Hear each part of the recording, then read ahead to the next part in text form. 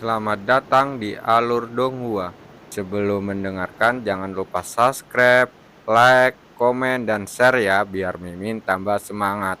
Selamat mendengarkan. Sekarang setelah aku menjadi penguasa alam mistik, apa yang bisa kulakukan? Tanya Yuan kepada mereka. Apapun yang kamu inginkan, kata kakek Lan. Alam mistik itu sendiri adalah harta karun, dan sebagai penguasanya, kau seperti dewanya. Jika kau mau, kau bahkan dapat mengubah lanskap di dunia ini.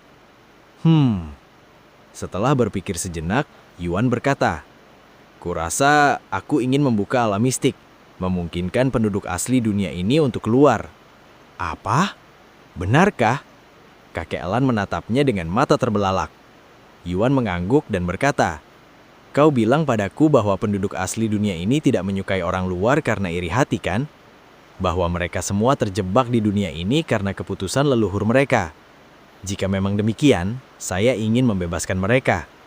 Sebagai seseorang yang gemar berpetualangan dan mengunjungi tempat-tempat baru, Yuan merasa kasihan kepada penduduk alam mistik yang terkurung di dunia ini seperti burung dalam sangkar.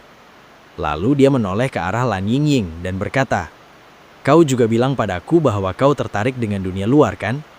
Jika aku membuka alam mistik, kau akan bisa pergi keluar dan mengalaminya sendiri." Setelah hening sejenak, kakek Lan berkata, "Jika itu keputusanmu, kamu boleh melakukan apapun yang kamu mau." Yuan mengangguk, lalu bertanya, "Bagaimana cara saya membuka alam mistik? Dan sebelum itu, bisakah saya secara paksa mengeluarkan orang-orang dari alam mistik? Saya ingin mendiskualifikasi peserta lain jika saya bisa melakukannya dengan cara ini." Wang Xiuying tak kuasa menahan tertawa setelah mendengar kata-katanya. "Ya, kau bisa menyingkirkan siapapun yang kau inginkan. Cukup perintahkan alam mistik untuk melakukannya," kata kakek Lan. "Bagaimana cara saya melakukannya?" "Katakan saja seperti Anda sedang berbicara dengan seseorang." "Benarkah? Apakah memang seperti itu cara kerjanya?" gumam Yuan. Setelah menarik napas dalam-dalam, Yuan berkata dengan lantang, "Alam mistik, bisakah kau mengusir semua orang yang tidak termasuk di dunia ini? Tapi jangan usir Wang Xiuying yang sedang bersamaku sekarang." Ding! Perintah diterima.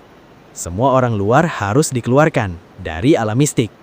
Sesaat setelah perintah Yuan, setiap peserta selain Wang Xiuying tiba-tiba diteleportasi keluar dari alam mistik, mengejutkan semua orang di luar. "Apa? Kenapa aku berada di luar alam mistik? Apakah sudah sebulan berlalu?" seru salah satu peserta dengan bingung. "Mustahil. Seharusnya kita masih bisa berada di dalam selama 2 minggu lagi," kata yang lain. "Lalu kenapa kita semua ada di sini? Apa yang akan terjadi sekarang?" Senior Nie merasa sakit kepala akan datang setelah melihat fenomena ini. Apa sebenarnya yang terjadi? Mengapa semua peserta tiba-tiba dikeluarkan dari alam mistik? Salah satu bola kristal berbicara. "Tidak semua orang," kata Senior Nie, lalu melanjutkan. "Ada 2 orang yang hilang. Si jenius dari kuil inti naga dan gadis dari lembah obat." Senior Nie mengingat semua peserta sebelum mereka masuk ke dalam alam mistik. Jadi dia tahu siapa yang masih berada di dalam alam mistik. Lalu apa yang harus kita lakukan sekarang? Alam mistik tahun ini benar-benar gagal total. Setelah hening sejenak, Senior Nie berkata, "Mari kita tunggu sampai semua orang keluar dari alam mistik sebelum saya mengambil keputusan." Sementara itu, antara para peserta yang telah dipindahkan secara paksa dari alam mistik, Gao Dongnya dan Shui Yiche melihat sekeliling dengan ekspresi tidak percaya di wajah mereka, karena mereka juga telah diusir secara paksa. "Apa-apaan ini?" Gao Dongnya mengumpat keras karena mereka sudah sangat dekat dengan pagoda mistik. Faktanya mereka dapat melihat pagoda mistik dari kejauhan tepat sebelum diusir dari alam mistik. "Inilah sebabnya aku bilang kita harus berburu binatang roh untuk mendapatkan poin. Lihat kita sekarang. Selain meningkatkan basis kultivasi kita tidak punya poin lain. Jika peringkat kita terhancur karena itu, ketua sekte akan membunuh kita," keluh Shui Yiche kepadanya. Biasanya Gao Dongnya akan membalas keluhan-keluhannya, tetapi kali ini dia terdiam karena memang benar bahwa keluhan mereka tidak memiliki banyak poin penting. "Di mana murid Yuan? Aku tidak melihatnya di sini."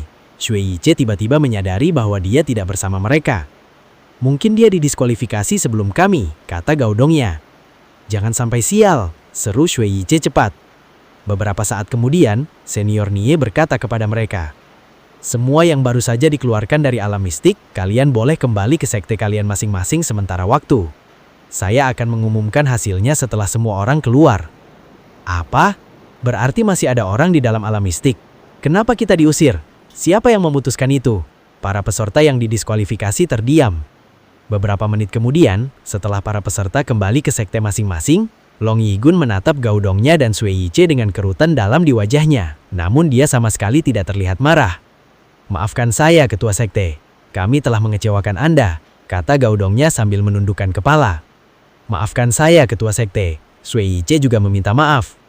Setelah hening sejenak, Long Yigun berkata, "Jangan terlalu khawatir. Meskipun aku juga kecewa dengan hasilnya, situasi ini benar-benar tidak terduga dan tak terkendali. Semoga murid Yuan yang masih berada di dalam alam mistik tidak mengecewakan kita." Apa? Murid Yuan masih di dalam? Di mana dia selama ini? Dia terpisah dari kami begitu kami masuk ke dalam, kata Sui Yiche.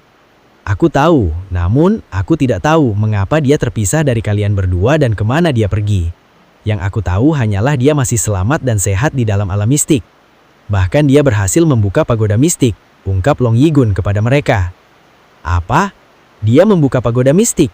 Bagaimana mungkin? Seru Gaodongnya dengan suara terkejut, membuat peserta lain menatap mereka. Siapa yang membuka pagoda mistik? Para peserta yang tidak ada di sana untuk menyaksikan Yuan keluar dari pagoda mistik tidak menyadari situasi tersebut. Namun mereka akan segera mengetahui semuanya dari yang lain yang juga sangat mengejutkan mereka.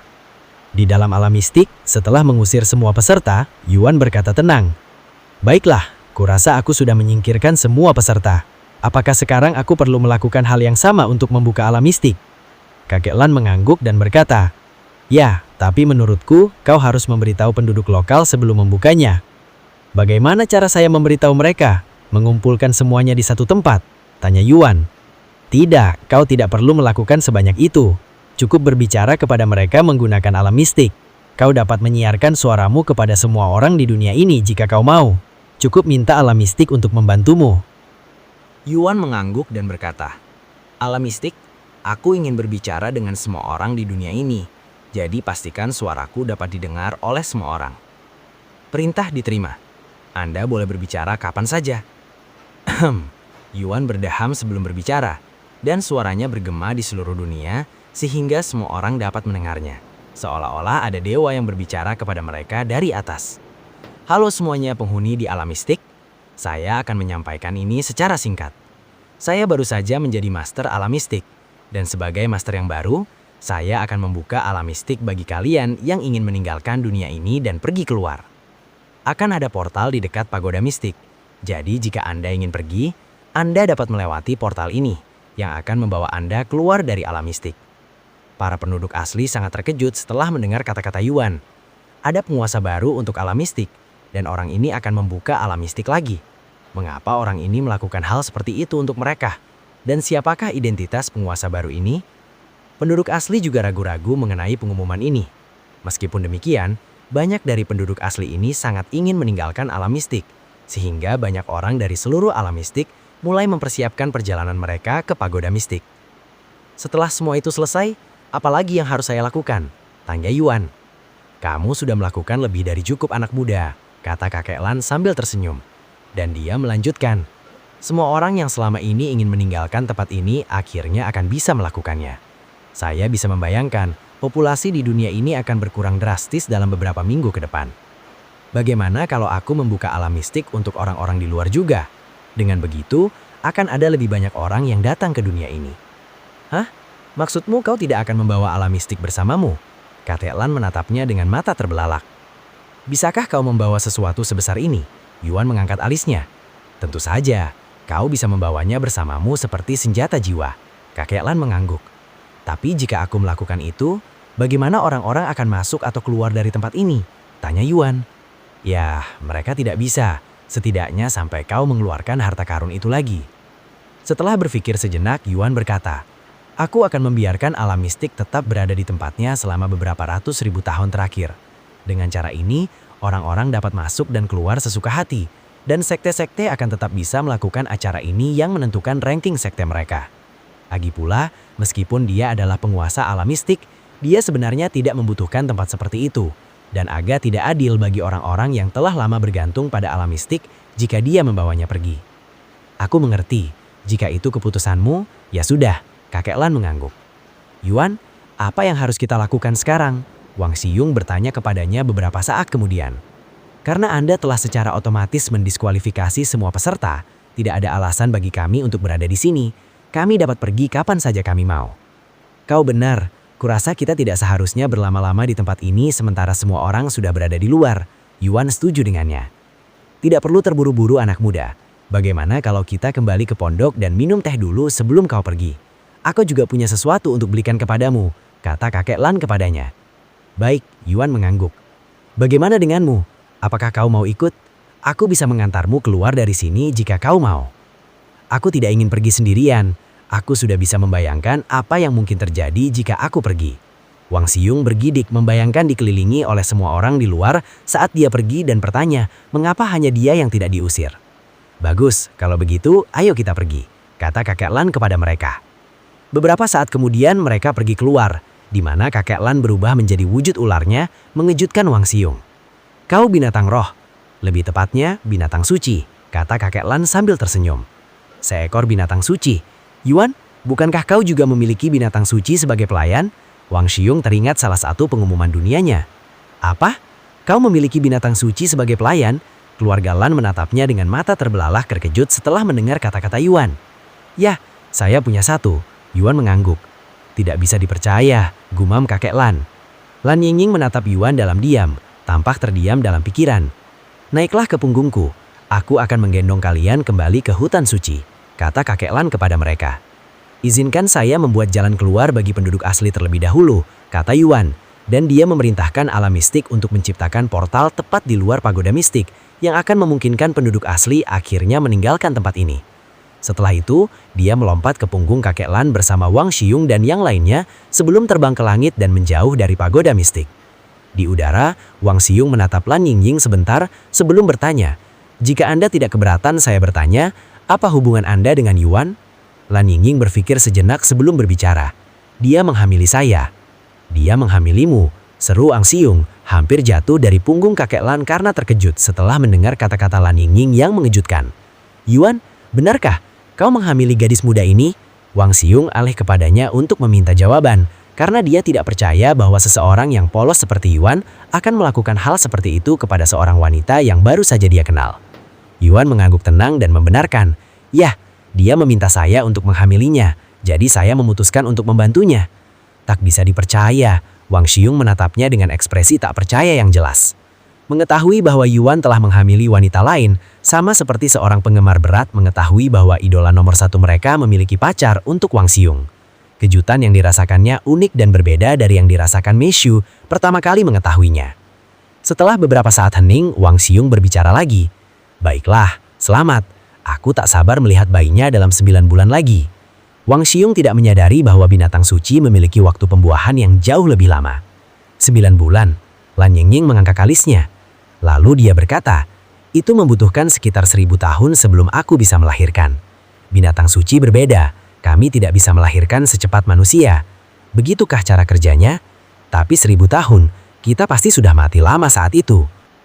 Selama kau mencapai tingkat Grandmaster Roh, kau akan bisa hidup lebih dari 1000 tahun dengan nyaman, kata Nenek Lan. Mungkin di dunia ini, tapi sayangnya, senyum getir muncul di wajah Wang Xiyung. Meskipun Grandmaster Roh dapat hidup hingga 1000 tahun di dunia kultivasi ini, mereka hanya berada di dalam sebuah permainan. Tidak ada yang namanya kultivasi di dunia nyata, pikir Wang Xiyung dalam hati. Beberapa jam kemudian, mereka tiba di pondok di hutan suci. Silakan saja, anggap seperti di rumah sendiri. Aku akan membuat teh dulu, kata Nenek Lan kepada mereka. Setelah mereka duduk, kakek Lan berkata, aku akan segera kembali. Lalu dia menghilang entah kemana. Yuan, apa yang akan kamu lakukan begitu kembali keluar? Tanya Lan Yingying padanya. Baiklah, aku akan kembali ke sekteku untuk sementara waktu. Kemudian aku akan memasuki tempat yang disebut Kuil Naga. Setelah semua itu selesai, aku berencana meninggalkan sekte agar aku dapat menjelajahi sisa surga bawah sebelum aku memutuskan untuk naik melalui tangga menuju surga. Yuan menjabarkan rencananya. sisa-sisa surga bawah lainnya. Itu akan memakan waktu bertahun-tahun, Yuan, kata Wang Xuing kepadanya. Lalu dia melanjutkan, ada 4 benua di surga bawah, dan sejauh yang saya tahu, 1 benua di dunia ini sebesar gabungan semua benua di bumi. Benarkah? Kalau begitu, kurasa aku akan melihat-lihat saja sampai aku merasa ingin pergi ke surga yang lebih tinggi. Bagaimana dengan mengikuti senior Nie ke surga ruh? Kau yang membuka pagoda mistik, jadi kau otomatis memenuhi syarat untuk naik bersamanya.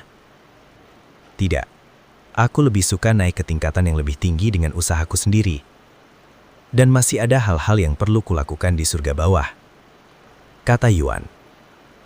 Masuk akal. Wang Xuing mengangguk. Beberapa waktu kemudian, kakek Lan kembali dengan membawa sebuah kotak kayu kecil. Dia duduk di kursi kosong sebelum meletakkan kotak itu di hadapan mereka. Aku ingin kau memiliki benda di dalam kotak ini. Ini adalah hadiah perpisahan dari kami keluarga Lan, kata kakek Lan dengan senyum misterius di wajahnya. Dan dia melanjutkan, kamu pantas mendapatkannya. Apa itu? Yuan tak kuasa menahan diri untuk bertanya. Buka saja dan lihat sendiri, katanya sambil tersenyum. Yuan mengangguk dan membuka kotak itu. Dan betapa terkejutnya dia, ada 2 benda yang tampak familiar di dalam kotak tersebut. Ada 2 kristal merah. Ini inti iblis? Tanya Yuan dengan suara linglung. Ya, salah satunya milik iblis kecil yang kau segel tetapi belum sempat kau selesaikan. Kami selesaikan untukmu setelah kau menghilang. Jelas kakek Lan. Adapun inti iblis kedua, itu milik Raja Iblis. Tunggu, apa? Mata Yuan membelalak kaget. Bukankah Raja Iblis meledakkan dirinya sendiri? Bagaimana mungkin inti iblisnya bisa selamat dari itu? Tanya Yuan. Meskipun disebut peledakan inti, sebenarnya teknik ini tidak mengharuskan iblis menghancurkan inti iblis mereka. Bahkan, inti iblis tidak ada hubungannya dengan kultivasi mereka. Karena mereka menyimpan kultivasi mereka di dalam tubuh mereka. Jadi, darah mereka, otot mereka, tulang mereka, dan setiap sel dalam tubuh mereka. Inilah salah satu alasan mengapa tubuh mereka hampir tak dapat dihancurkan. Karena tubuh mereka sebagian besar terbuat dari energi spiritual. Jika inti iblis bukanlah dantian, lalu apa itu inti iblis? Dan mengapa inti iblis mengandung begitu banyak energi spiritual? Sayangnya, aku tidak punya jawaban untuk pertanyaan itu. Karena aku memang tidak begitu banyak tahu tentang iblis. Kakek Lan menggelengkan kepalanya. Begitu, gumam Yuan. Pokoknya kami menemukan inti iblis Raja Iblis di tempat dia menghancurkan diri. Kami berencana akan memberikannya kepada Ying Ying saat dia hamil, agar bayinya bisa menyerap energi spiritual dan tumbuh lebih kuat. Tetapi karena kau masih hidup, kami akan kembalikan kepadamu, kata kakek Lan. Kau yakin? Tanya Yuan. Iya. Lan Yingying mengangguk. Begitu. Terima kasih. Yuan menerima inti iblis itu dan melemparkannya ke dalam cincin ruang naganya. Nah, sekarang kita lanjut ke topik berikutnya, kata kakek Lan sambil ekspresinya tiba-tiba berubah muram. Yuan, apa pendapatmu jika kita membiarkan Lan Yingying mengikutimu keluar? Apa? Nona Lan? Mata Yuan membelalak kaget. Kakek? Lan Yingying juga terkejut dengan saran itu, karena dia mengira kakek hanya bercanda ketika pertama kali menyebutkannya. Setelah hening sejenak, Yuan menoleh ke arah Lan Yingying dan bertanya padanya. Nona Lan, apakah Anda ingin ikut dengan saya? Saya tidak bisa menjamin bahwa ini akan menyenangkan. Lan Yingying membuka mulutnya tetapi dia tidak melanjutkan. Dan dia menoleh ke arah kakek neneknya dengan tatapan ragu-ragu. Jelas enggan meninggalkan mereka. Kenapa kau ragu-ragu sekarang, Yingying? Lupakan kami para orang tua dan pergilah bersenang-senang dengan anak-anak muda. Kamu pasti akan lebih menikmati dunia luar daripada hutan ini, kata kakek Lan kepadanya. Apalagi, kau akan mengandung anaknya di masa depan. Akan lebih baik bagi anak itu jika ayahnya ada saat kelahiran. Bukankah kamu juga berpikir demikian? Kata Nenek Lan. Bagaimana dengan kewajibanku? Tanya Lan Yingying. Kau khawatir soal itu? Serahkan saja pada kami. Kami akan terus membersihkan loh batu Tuan. Kata kakek Lan. Setelah jeda sejenak, dia melanjutkan dengan senyum di wajahnya. Sebenarnya, mulai hari ini, kalian memiliki tuan yang baru. Tunggu, apa? Lan Yingying menatapnya dengan mata terbelalak. Silakan layani pemuda itu sebagai tuan barumu. Lagi pula kau tidak terikat kontrak. Anak leluhur kitalah yang memutuskan untuk mengikuti tuan. Kita hanya menjalankan tugas mereka sebagai tradisi keluarga. Kata kakek Lan. Setelah hening sejenak, Lan Yingying berdiri dari tempat duduknya dan berjalan ke sisi meja di tempat Yuan duduk. Nona Lan, Yuan menatapnya dengan alis terangkat. Yuan, Lan Yingying menundukkan tubuhnya hingga berlutut. Tidak, izinkan saya memanggil Anda Tuan. Lan Yingying mengulanginya karena Yuan tidak menanggapi sesaat, pusat-pusat karena dia terdiam. Begitu. Apakah kamu yakin? Tanya Yuan. Aku yakin. Lan Yingying mengangguk dengan ekspresi tegas di wajahnya. Baiklah, jika kamu ingin ikut dengan saya, tidak ada alasan bagi saya untuk menolak. Yuan dengan mudah menyetujui. Benarkah? Kamu tidak keberatan? Yuan melihat Lan Yingying dengan mata berbinar-binar. Penuh kegembiraan. Kenapa aku harus keberatan? Bukannya aku tidak menyukaimu. Malahan, aku sangat menyukaimu. Kata Yuan sambil tersenyum. Bagus, sekarang mari kita resmikan ini dengan sebuah kontrak. Kata kakek Lan beberapa saat kemudian. Kau hanya butuh sedikit darahku kan? Tanya Yuan padanya, karena itulah yang dibutuhkan Feng Yuxiang. Lan Yingying mengangguk. Oke. Yuan mengambil Steri Abyss, melukai jarinya, sebelum akhirnya mempersembahkannya kepada Lan Yingying. Lan Yingying dengan senang hati menerima uluran tangannya dan membuka mulutnya.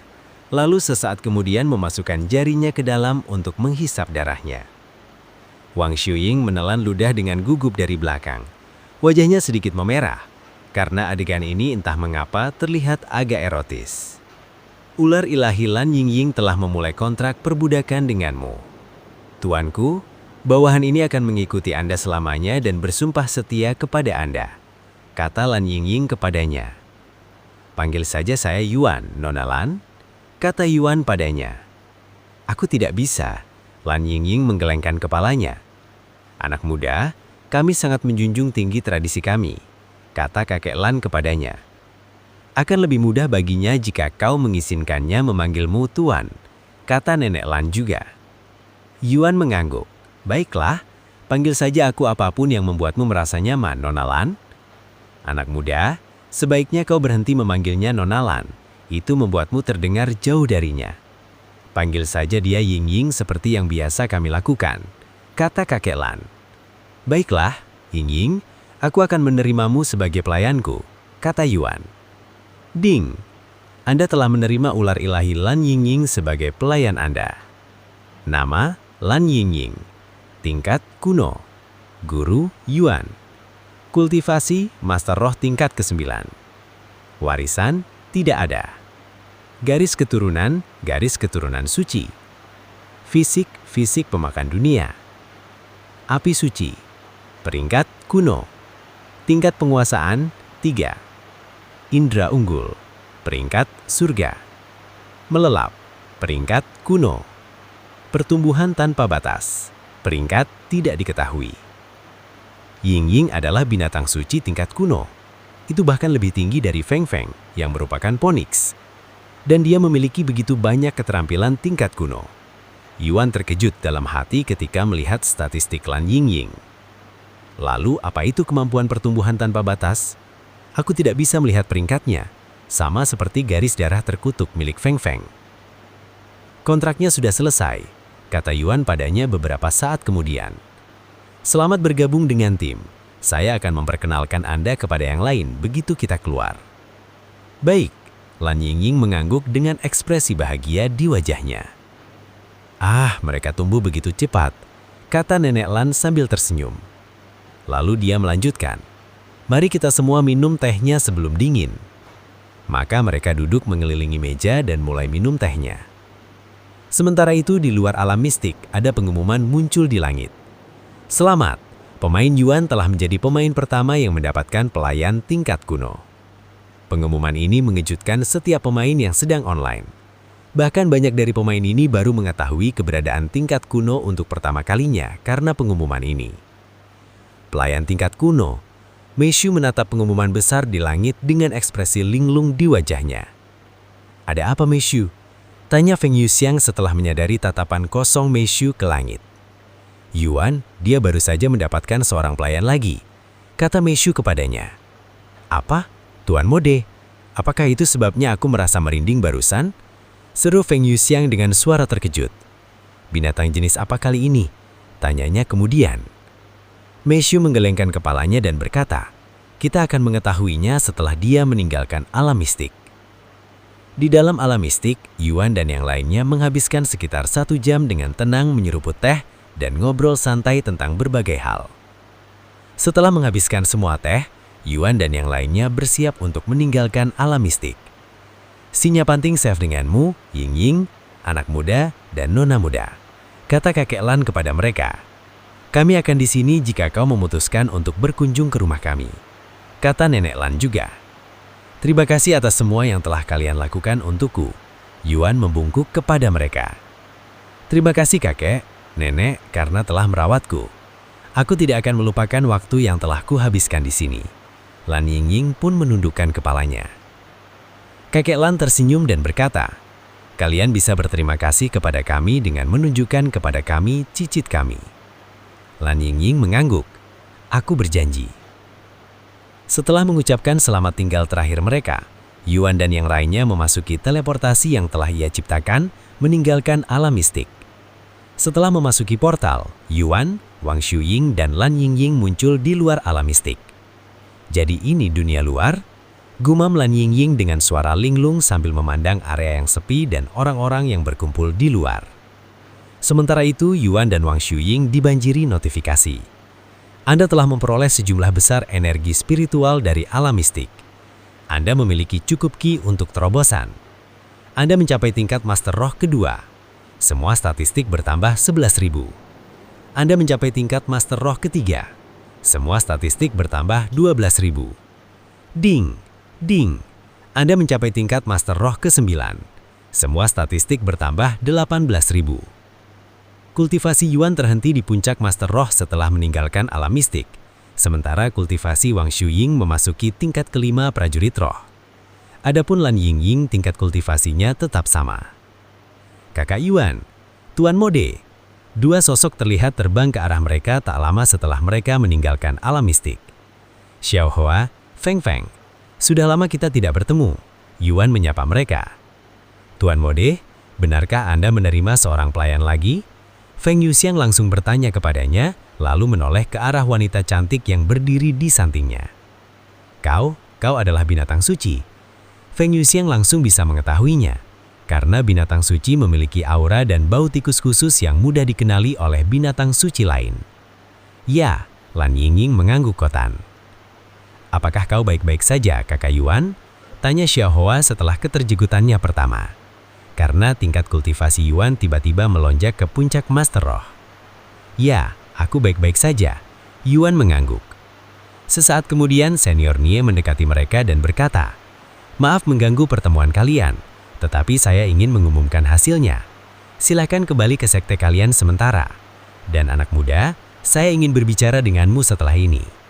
"Baik," Yuan mengangguk. "Sampai jumpa lagi nanti Wang Shuying," kata Yuan kepadanya sebelum kembali ke sekte. "Sampai jumpa lagi, senang sekali bermain denganmu." Saat Yuan berjalan kembali ke kuil inti naga, semua orang di sana menatapnya dengan kerutan serius di wajah mereka. Tampak seperti mereka semua sedang berpikir keras. "Selamat datang kembali, murid Yuan," kata Long Yijun kepadanya setelah ia kembali. "Saya tidak sabar untuk melihat hasilnya," Tetua Shan terkekeh. Setelah semua orang kembali ke sekte masing-masing, Senior Nie melayang di atas mereka dan berkata, "Pertama dan terpenting, Izinkan saya memulai dengan mengatakan bahwa alam mistik tahun ini benar-benar di luar dugaan dan penuh dengan fenomena yang tidak dapat dijelaskan yang belum pernah terjadi sebelumnya. Dengan kata lain, ini adalah pengalaman yang belum pernah terjadi. Namun, begitulah sifat dunia kultivasi. Oleh karena itu, saya akan terus memberi peringkat sekte berdasarkan poin yang telah dikumpulkan para peserta selama waktu mereka berada di dalam, meskipun waktunya dipersingkat. Senior Nie kemudian menoleh ke alam mistik dan mulai membuat beberapa isyarat tangan yang aneh. "Ungkapkan," teriaknya. Sesaat kemudian, daftar nama dan nomor sekte muncul di depan alam mistik agar dapat dilihat oleh semua orang. Peringkat 1, Kuil Esensi Naga, 9.999.999 poin. Peringkat 2, Lembah Obat, 5.032 poin. Peringkat 3, Istana Langit dan Bumi, 1.512 poin. Peringkat 4, Sekte Azur Phoenix, 641 poin. Peringkat 5, Akademi Melodi Surgawi, 357 poin. Peringkat 6, Gunung Pedang Agung, 240 poin. Peringkat 7, Three Poisons Manor, 101 poin. Peringkat 8, Sekte Sabar yang Jatuh, 88 poin. Peringkat 9, Akademi Siansyah, 72 poin. Peringkat 10, Surga Taman Merah Putih, 69 poin. Hasil seperti apa itu? Para pemimpin sekte di sana berseru setelah melihat hasil yang tak terduga. Bagaimana mungkin kuil esensi naga bisa mengumpulkan 10 juta poin, sementara yang lain bahkan tidak bisa mencapai 5 digit? Lalu bagaimana lembah pengobatan bisa meraih posisi kedua, mengalahkan Heaven and Earth Palace yang kini tergeser ke posisi ketiga? Terlebih lagi, ada sekte-sekte di peringkat 10 teratas yang sebelumnya bahkan tidak masuk 50 besar. Alam mistik tahun ini sungguh kacau. Para pemimpin sekte di sana menggelengkan kepala melihat hasil yang sulit diterima. Tentu saja, banyak dari para pemimpin sekte di sana yang tidak dapat menerima hasil ini. Senior Nie, jelas ada yang salah dengan hasilnya. Lihatlah kuil inti naga. Bagaimana mungkin mereka bisa mencapai 10 juta poin dalam waktu sesingkat itu? Poin tertinggi yang tercatat dalam sejarah hanya 10.000 poin. Poin mereka 1.000 kali lebih tinggi. Yang jelas tidak mungkin. Senior Nie menatap papan skor dengan mata menyipit. Memang, hasilnya tampak agak menggelikan bahkan untuk dirinya. Namun jika murid Yuan adalah orang yang membuka pagoda mistik yang sudah lama tidak dibuka, masuk akal mengapa mereka berhasil mendapatkan sebanyak itu poin. Adapun lembah pengobatan, muridnya ikut murid Yuan, yang mungkin menjadi alasan poinnya sangat tinggi meskipun sendirian. Bagaimana menurut kalian? Tanya senior Nie kepada orang-orang di balik bola kristal itu. Siapa peduli dengan hasilnya? Itu tidak mempengaruhi kita kok. Lanjutkan saja agar kita bisa membawa kejeniusan itu ke surga roh. Saya setuju, hasilnya sudah final. Tidak ada yang bisa kita lakukan saat ini. Para penetua semua sepakat. Senior Nie kemudian mengangguk dan berkata kepada orang-orang di tanah. Hasilnya sudah final. Jika kalian tidak suka dengan hasilnya, kalian bisa memperbaikinya lain kali. Hati para pemimpin sekte hancur setelah mendengar putusan tersebut. Terutama sekte-sekte yang dulunya berada di peringkat 10 teratas, tapi sekarang bahkan tidak masuk 50 besar tahun ini. Karena seseorang telah membunuh murid-murid mereka sebelum mereka dapat memperoleh poin apapun. Adapun sekte-sekte yang dulunya berada di peringkat 100 teratas, tapi sekarang berada di peringkat 10 teratas, mereka jelas sangat gembira dengan hasilnya.